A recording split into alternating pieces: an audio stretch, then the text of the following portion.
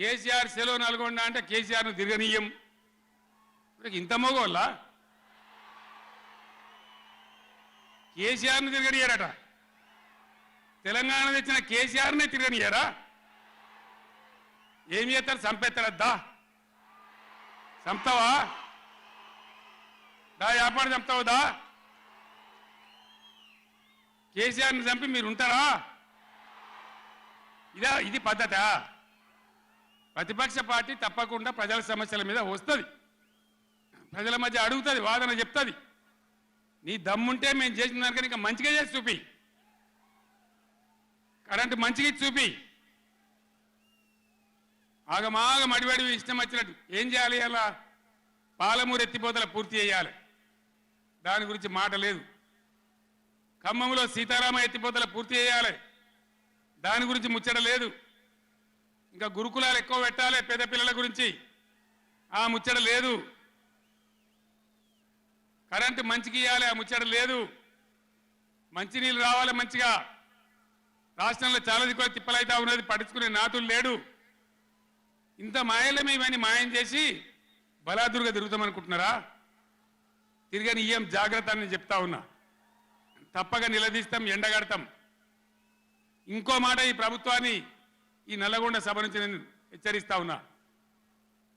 ఇవాళ గోదావరికి ప్రధానమైన ఉపనదే ప్రాణహిత నది. ఇవాళ కూడా 5,000 క్యూసెక్లు నీళ్ళు వస్తూ ఉన్నాయి.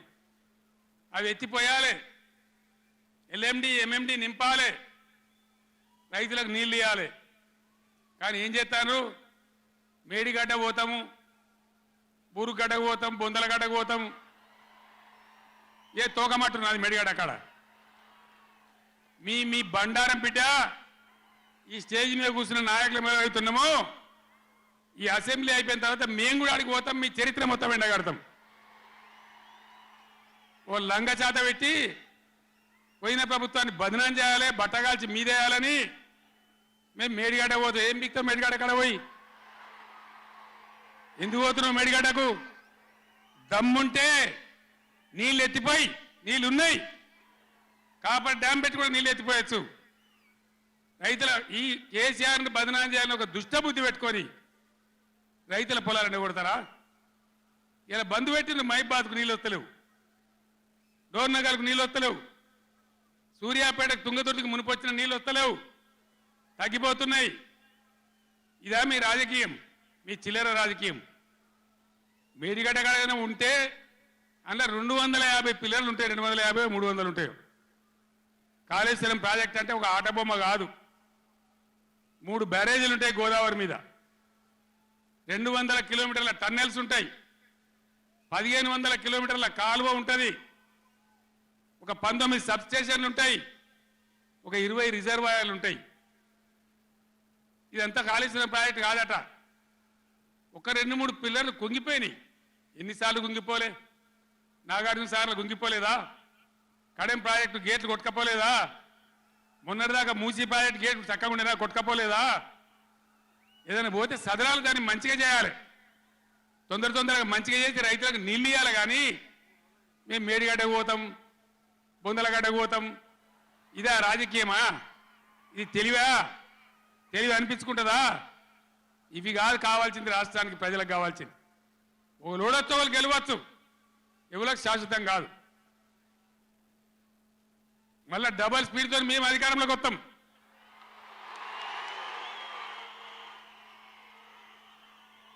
మర్చిపోయినా, కరెక్టే. పొద్దున వచ్చేటప్పుడు చెప్పినాం, అయ్యా మీకు ఏదైనా ఇబ్బంది ఉంటే హెలికాప్టర్ కూడా ఉన్నది, దాంట్లో రాని, మేము బై రోడ్ పోతున్నాం, మీకోసం హెలికాప్టర్ సిద్ధంగా పెట్టినామని. ఆయన ఇప్పుడు చెప్తున్నాం మేము కూడా పోతాం తర్వాత అని. ఏడుకోతావా? కాళేశ్వరం కాదు, కాశీకి పోవాలి నువ్వు. ఇంకా బిచ్చం ఎత్తుకోవడానికి ఇంకా నీకు మిగిలింది అది ఒకటే. కాశీకి పోయి సన్యాసం పుచ్చుకోవాల్సిందే చంద్రశేఖరరావు నువ్వు. సరే, ఇక ఆయన చీకటి మిత్రుడు, బీజేపీ వాళ్ళు కూడా ఎవరు రాలే ఇప్పటి వరకు. కేసీఆర్ అవినీతి మీద గొప్ప గొప్ప మాటలు మాట్లాడిన కిషన్ రెడ్డి గారు వాళ్ళ ఎమ్మెల్యేలు రాకుండా అడ్డుకున్నాడు. మీరు పొత్తు పెట్టుకుంటే పొత్తు పెట్టుకోండి, ఎవరో అన్నారు. ఎన్ని రోజులు చీకట్లో పొత్తు పెట్టుకుంటారు? రాబోయే పార్లమెంట్ ఎన్నికలలో మీ పొత్తు సంగతి ప్రజలకు ఎట్లాగో చెప్పాల్సే వస్తుంది. ఈరోజు ఎంతసేపు ఉన్నా జ్యుడిషియల్ ఎంక్వైరీ వద్దు, మా చేతికి ఇరని. ఎందుకంటే మీ చేతికి ఇస్తే మీరు వాళ్ళు కలిసి కూర్చొని మాట్లాడుకుంటారు చీకట్ల. బీజేపీ వాళ్ళు వస్తారని మేము ఆశించినాం. ఎందుకంటే ఇంతకాలం కేసీఆర్ అవినీతి మీద సిబిఐ కేసులు అప్పచెప్పురు, కేసీఆర్ అవినీతిని తేల్చాలి అని అన్నారు.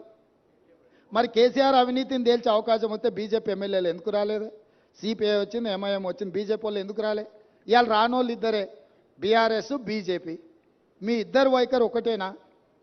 మీరిద్దరు ఒకే రకంగా ఆలోచన చేస్తురా? మీరిద్దరు కలిసే ఈ విషయంలో ఒకే రకమైన విధానంతో ఉన్నారా? ఈరోజు బీజేపీ ఇది ప్రభుత్వ అధికారిక కార్యక్రమం, శాసనసభలో స్పీకర్ అనుమతితో ఏర్పాటు చేసిన కార్యక్రమం. ఇది కాంగ్రెస్ పార్టీ కార్యక్రమం కాదు. మాతో భిన్నాభిప్రాయాలు ఉండేవాళ్ళు కూడా ఇక్కడికి రావచ్చు. మా అభిప్రాయాలతో ఏకీభవించే వాళ్ళనే పిలవలే మేము. మా అభిప్రాయాలతో విభేదించే వాళ్ళని కూడా వాస్తవాలను చూడడానికి ఈరోజు ఇక్కడికి ఆహ్వానించినాము. కాబట్టి ఇప్పటికైనా బీజేపీ తమ వైఖరిని స్పష్టం చేయాలి. మీరు చంద్రశేఖరరావు గారి అవినీతిని కాపాడడానికి ఏమైనా ప్రయత్నం చేస్తారా? లేకపోతే చంద్రశేఖరరావును శాసనసభలో నిలదీసి జరిగిన అవినీతి మీద చర్యలు తీసుకోవడానికి రాష్ట్ర ప్రభుత్వానికి సహకరిస్తారా? మీ వైఖరి కూడా స్పష్టంగా చెప్పాల్సిందిగా బీజేపీని మేము డిమాండ్ చేస్తున్నాం.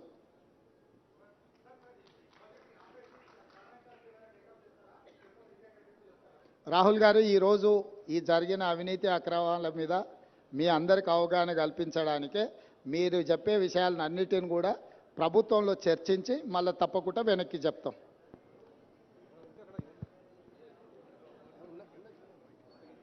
మైకే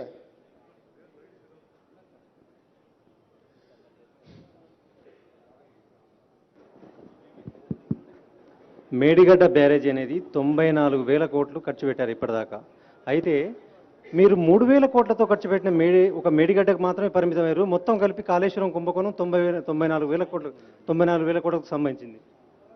అయితే పక్కన ఉన్న Kannepalli pump house, Annaram pump హౌజులు పోయిన సంవత్సరం మునిగిపోయినాయి 2022లో.